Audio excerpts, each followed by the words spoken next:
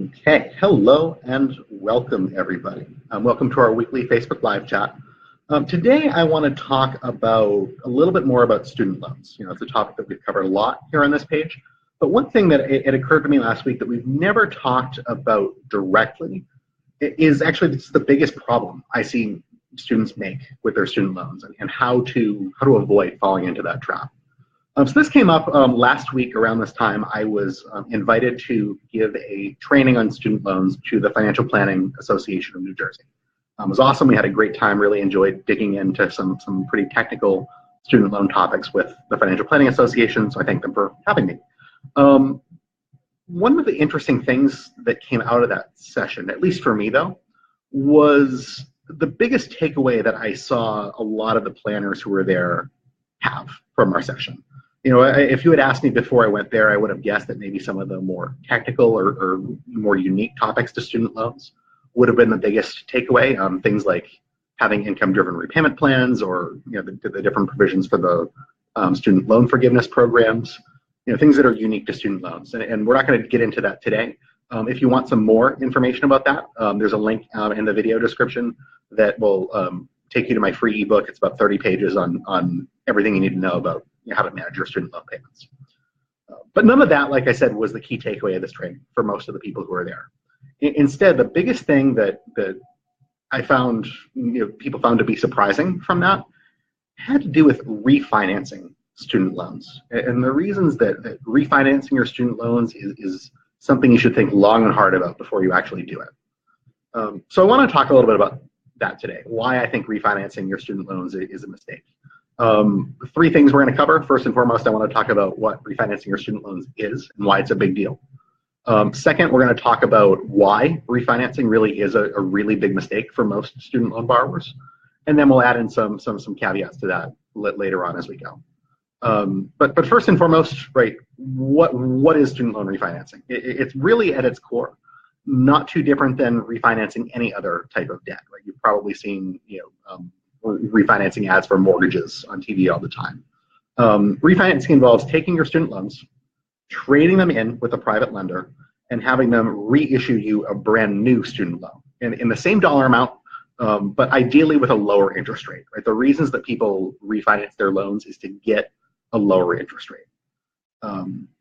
Generally speaking, right, this is a good way to handle most kinds of debt. If you have credit card debt and can quote unquote refinance that to a credit card with lower interest rates, that's a great decision. Generally speaking, you should do it. For mortgages, if you can get access to a lower interest rate and you have enough time to repay it, then refinancing is a good idea as well. There typically are non-trivial transaction costs to refinancing a mortgage that don't make it a universally good idea, but generally speaking, it is a strategy that a lot of people use successfully for mortgages. But student loans are different, and for reasons that we're going to talk about in a little bit. But before we get there, right, the other reason why this is such a big deal is because in our current environment, we get bombarded with advertisements from private banks and even some online student loan lenders, right, encouraging us to refinancing their student loans. There are companies that are out there whose sole mission and the sole reason that they make money is by refinancing student loans. We get bombarded. I get Facebook ads. I've seen TV ads. I've seen ads on Hulu and Netflix, all about student loans in the past week. Right, the advertisements are everywhere. It's a big money industry that are really going hard to get us to refinance so that they can make money on the interest rates. And unfortunately, the thing that kills me about this is that there are a lot of really good student loan resources on the internet. There are some blogs that I highly recommend. I think they have a lot of good material. But it kills me because these really, really good people get paid commissions essentially to refer people to student loan refinancing organizations. Right?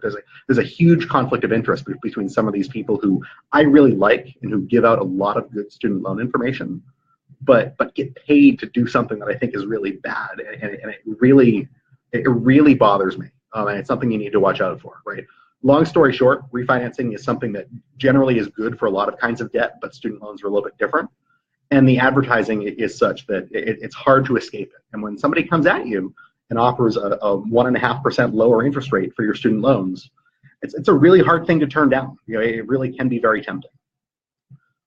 But it is a really big mistake for most people. And I want to talk about why. There are several reasons why I think refinancing your student loans is a big problem.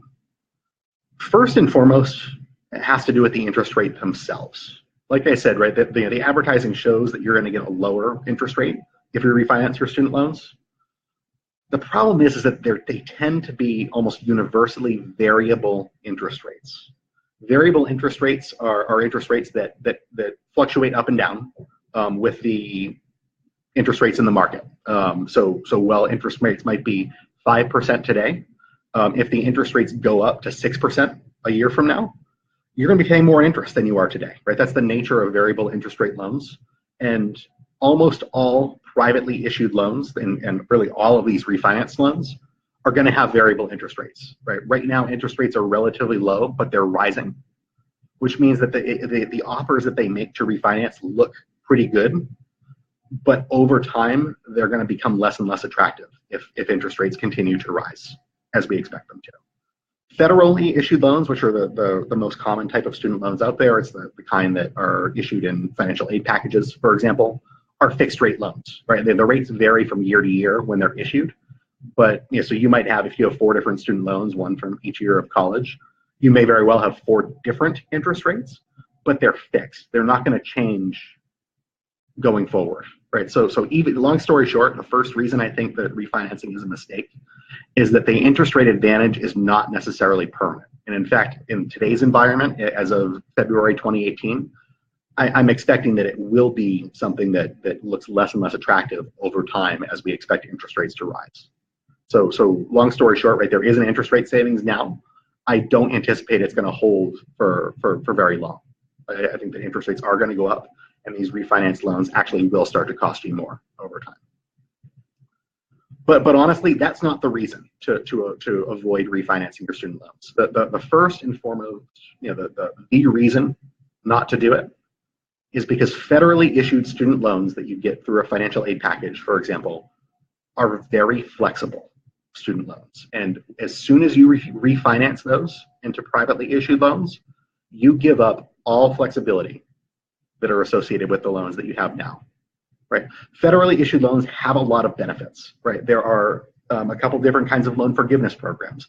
We've talked a lot about public sector loan forgiveness here on the page before, as well as there are some other programs that loan forgiveness programs that just about anybody can qualify for after 20 or 25 years.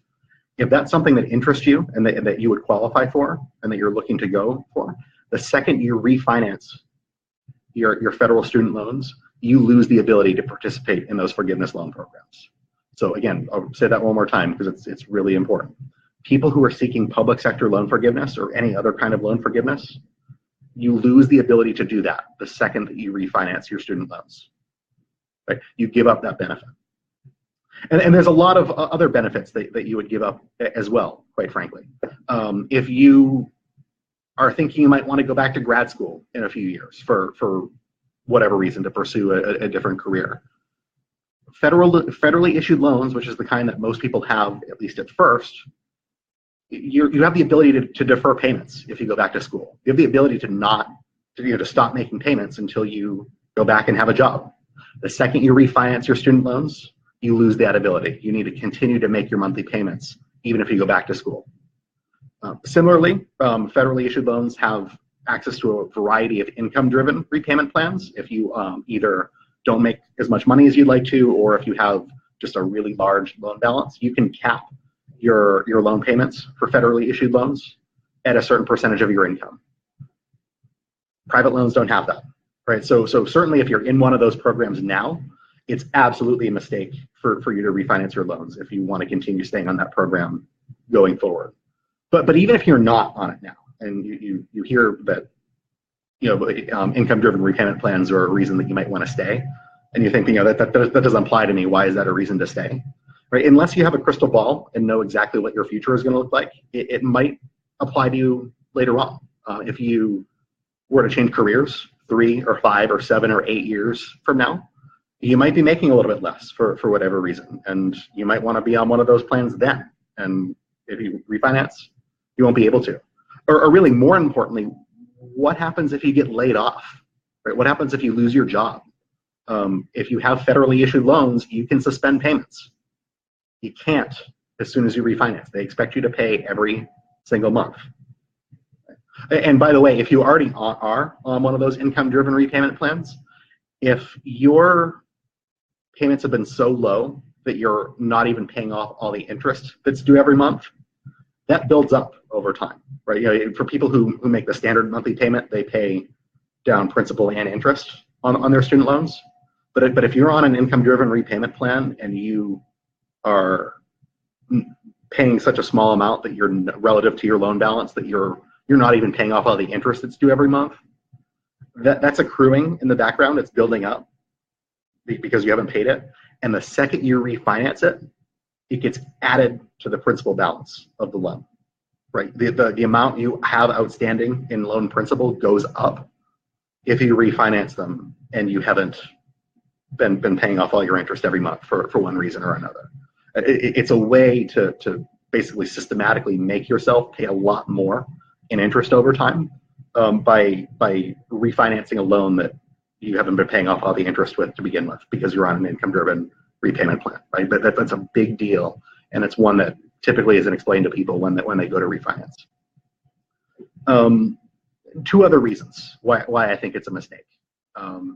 First and foremost, if you have a wide variety of loans, and let's say that you have a few that have significantly higher interest rates than the rest for whatever reason.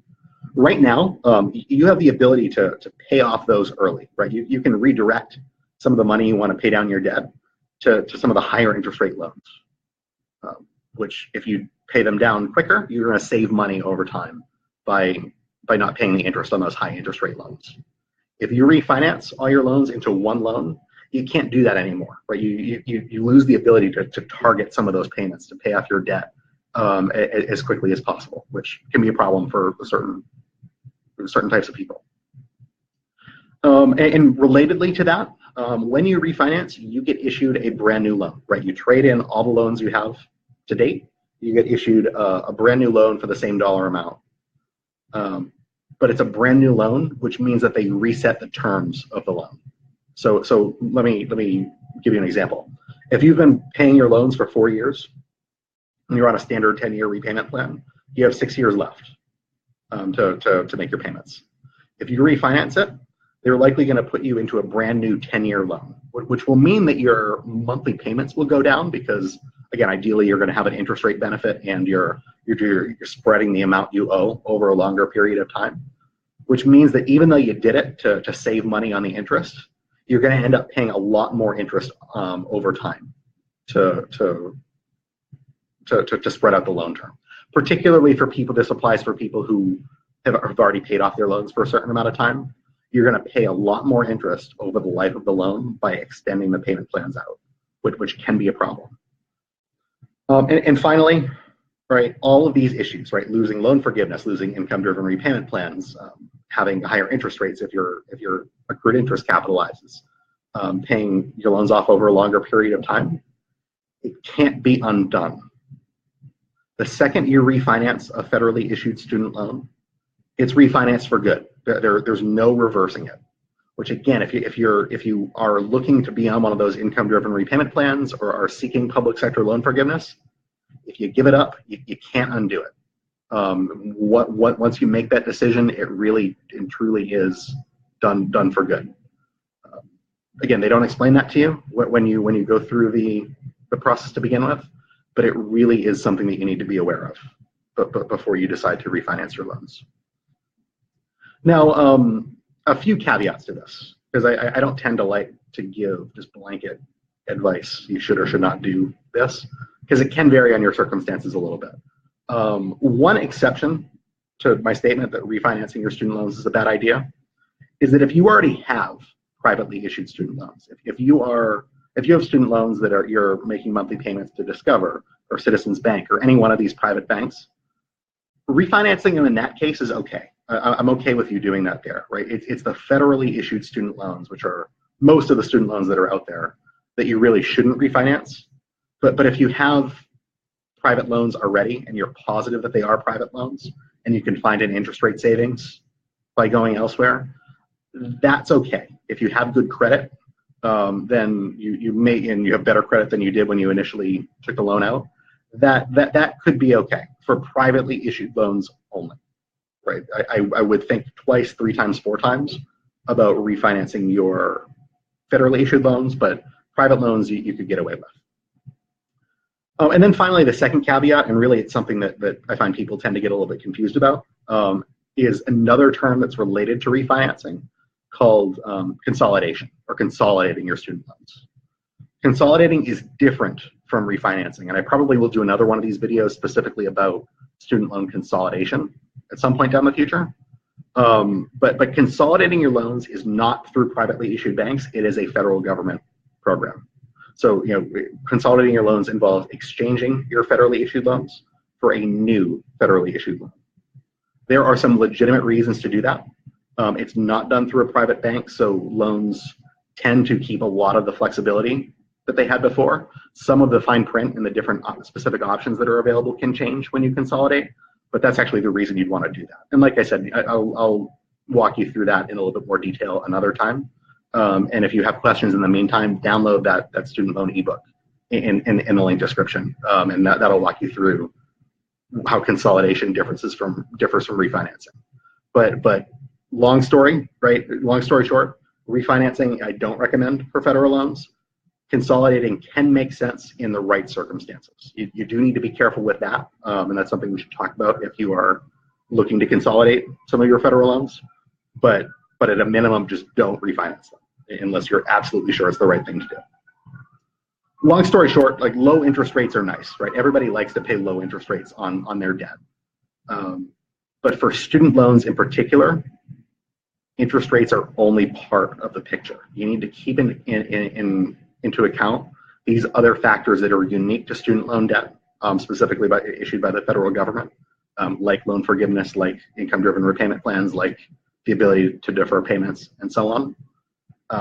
That's part of the picture as well. And unless you have a crystal ball and know exactly what your income and expenses are going to look like over the next 10 years, I would err on the side of caution, and I highly recommend not refinancing your student loans unless you are very, very, very sure it's the right thing to do. And for almost everybody, there is going to be some doubt. So I do tend to see it a lot. I come across a lot of people who have refinanced their student loans and are planning on seeking public sector loan forgiveness but can't anymore.